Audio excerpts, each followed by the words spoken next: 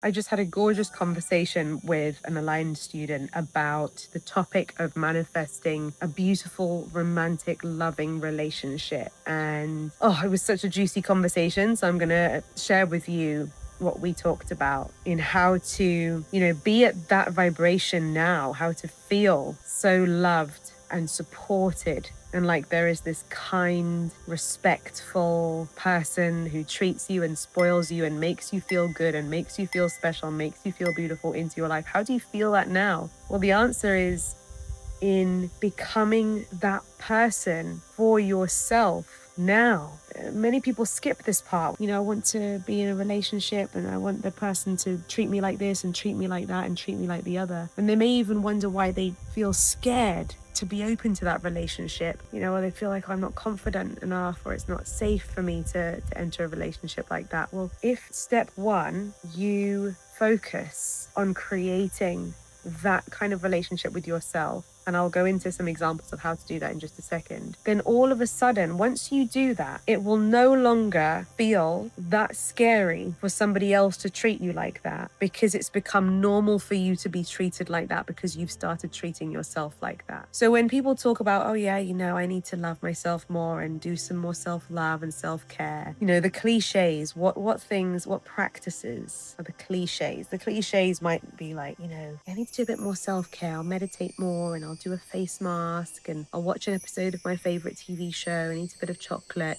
self-care. And meanwhile, the voices in your head, the way that you talk to yourself, if you're not talking to yourself with kindness, with love, with respect, then, you can be wearing a face mask and feeling shitty. You can be watching a TV show and while still mentally beating yourself up for all the things that you aren't. So the key isn't in the face masks or the chocolate or the TV show. The most important thing to practice, and this might feel really weird at first because it might be a really new habit, and that's okay, it will get easier, is to start practicing speaking kindly to yourself. Now, I have to tell you this. I have a voice in my head too that is the bully, the voice that bullies me, the voice that says meaner things to myself than I think even the meanest people that I've ever come across have said to me. And that voice lives in my head. Let me know if you can relate to this. The voice that over-criticizes, that hyper-focuses on flaws and mistakes, that talks me out of good ideas, that tells me the reasons why someone like me couldn't do it. That voice exists in my head too. And you know what? That voice is probably, I would say, it's the autopilot voice. It's the voice where if I don't make a conscious effort to speak to myself differently, that voice can get louder and louder and louder. With neglect, that voice gets louder. Imagine it like a garden. I think it's Jim Rohn who talks about how those negative thoughts are like weeds in a garden. Our mind is the garden, right? And the weeds are those mean, negative, destructive thoughts. And if we neglect the garden, what happens? The weeds take over. The weeds grow bigger and grow stronger and start to choke the other plants and take over the garden completely so nothing else can thrive. That's what a neglected mind, a neglected garden looks like and feels like. And so if you feel like your mind is full of thoughts where you're beating yourself up, you look at yourself in the mirror and automatically you just focus on all the parts of your appearance that you hate, or you're in a pattern every day of giving yourself a hard time for the things you haven't done yet, or that you're behind, or that you still haven't done XYZ, or that there still isn't enough ABC in your life, then that isn't the truth. That's just the negative voice that has been allowed to run rampant in your mind, because just like weeds in a garden, the garden has been neglected and the weeds have taken over. But the good news is any garden can be saved. Any garden can be turned around and transformed and turned into a beautiful haven, just with a little bit of effort. Maybe with a bit more effort at first to combat those weeds, to clear away all of the overgrowth, right? But eventually imagine what can happen. So I've talked about what self-care isn't. True self-care, truly building a beautiful relationship with yourself, which is the foundation to feeling safe enough to receive that beautiful relationship from others, is not about face masks and chocolate. It's about speaking kindly to yourself, being your best friend instead of being your biggest bully. So if you were there supporting, comforting, empowering your best friend in a time when they need you the most, what are the kind of things you would say to them? Or if there was a sweet, scared, sad little child in front of you who needed cheering up, who needed to feel comforted and recognized for the fact that they are a good person and who's needing to feel safe and loved, what would you say to that sad, scared little child? That's how you need to start talking to yourself. Lucie, it's okay. You're okay. Everything's all right. I know you're not feeling your best. But you know what?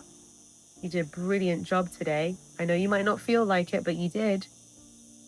Okay, you didn't tick everything off that ridiculously long to-do list, but look at what you did do. And you did a really good job of it. And even when you didn't feel like it, you managed to do this thing.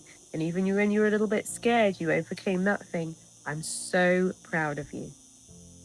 And I know you're feeling a bit overwhelmed and a bit nervous about this new venture, about that thing that you have to do later.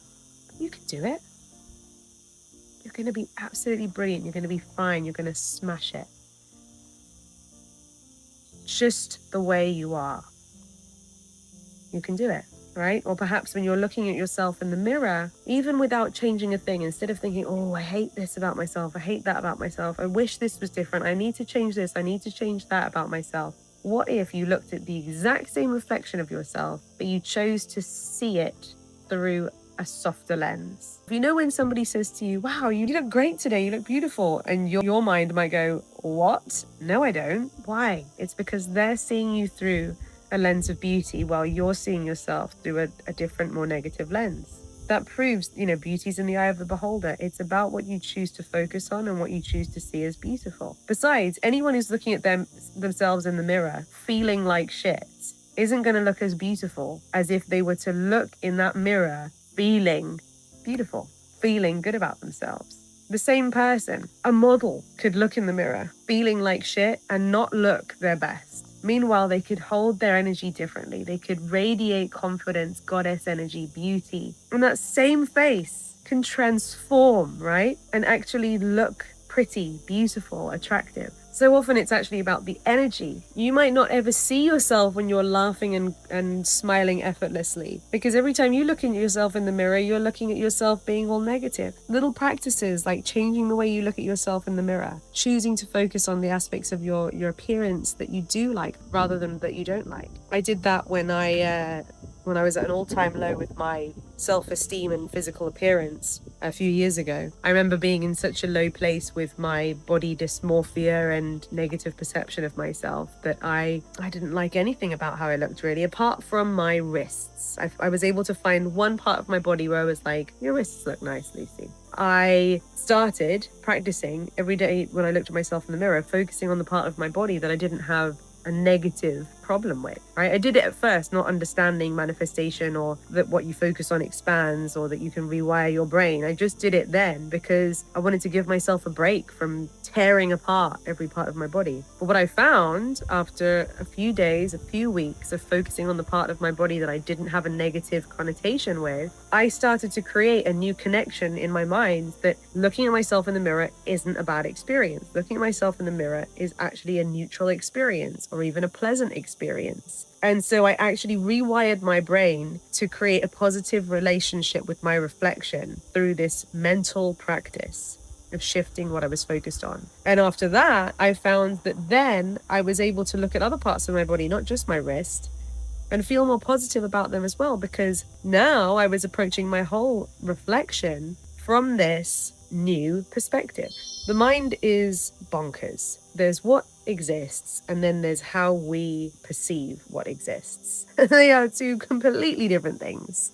Or indeed, there's what exists, and then there's the spectrum of ways that we could perceive what exists. I mean, I'm sure you've experienced it before, right? Maybe you're feeling really positive and you're thinking, wow, it's such a beautiful day today. Look at the clouds in the sky. And you're walking next to someone who's in a terrible mood. Oh, look at those clouds. What a shit day. You're like, You know, two people, same situation, totally different experiences, which is proof that it's not about what exists, it's about our choice of perception of what exists. And it's not just to make you feel better, it is to also put you on a frequency of attracting better things into your life as a result of where your focus is and how you perceive your life, yourself, and the world around you. So practice speaking to yourself like your best friend rather than your worst enemy. Practice seeing yourself and seeing your life through a softer, kinder, more celebratory lens, and normalize. This will in turn normalize having a healthy, positive, and loving relationship in your life with you. This will normalize receiving love.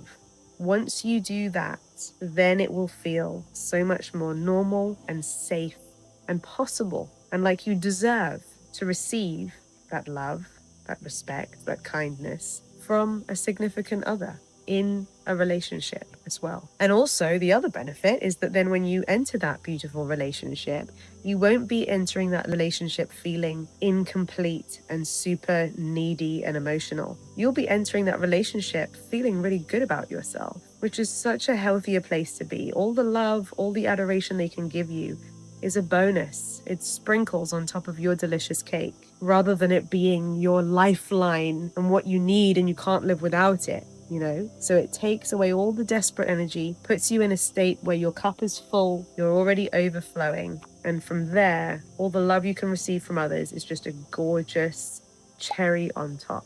Trust me when I say that I have multiple friends and my own experience where we've all found that before we met our perfect special someone, before we entered our relationship, we all had that chapter just before where we started creating an amazing relationship with ourselves.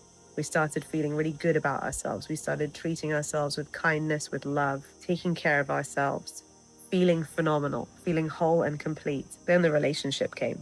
Not just happened for me, it's happened for multiple of my friends as well. Thank you for listening. Thank you for watching. I hope you found this valuable. Let me know in the comments if this resonated with you. If you haven't done so already, make sure to hit the thumbs up button. And if you haven't done so already, make sure to hit the subscribe button and ring my bell so you never miss another video. Till next time. Bye-bye.